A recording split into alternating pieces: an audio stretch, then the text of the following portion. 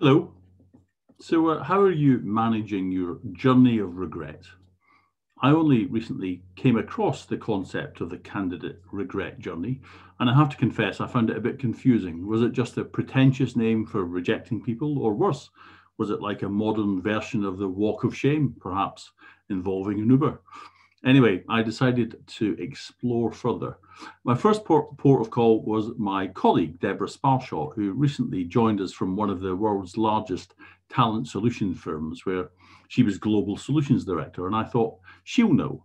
And of course, she did, patiently explaining to me that it's a process of paying attention to the overall experience of letting candidates know they haven't been selected, looking at ways in which feedback can be provided, or perhaps pointing unsuccessful candidates to different opportunities, that kind of thing. And of course, it's something that sadly is going to be even more important in the months ahead. I then thought, well, wouldn't it be good to have a recent example that we could write about for the next edition of our magazine? So it turns out I didn't have long to wait for that either. At our Talent Leaders virtual cheese and wine social last week, I had the pleasure of hosting 15 HR and talent leaders from a fascinating range of businesses, where we discussed a range of talent challenges, from the evolving role of talent acquisition, some thoughts around how to repurpose technology to deal with COVID challenges, and of course, candidate experience.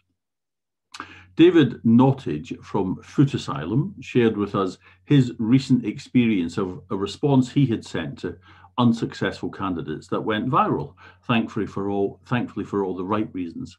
And its brilliance was really in its simplicity. It recognized that things are tough.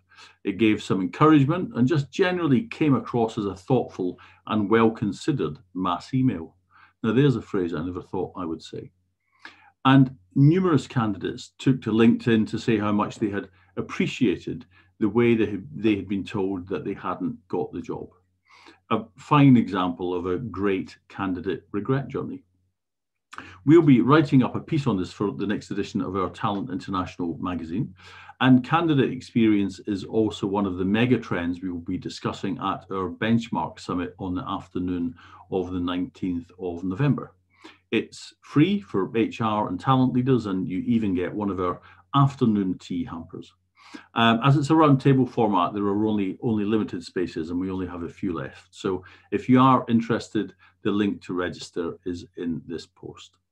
So whilst I'm not sure if the term candidate regret journey will ever take root outside of TA functions, I do know where I'll be buying my next pair of trainers. Cheers. Thanks for watching.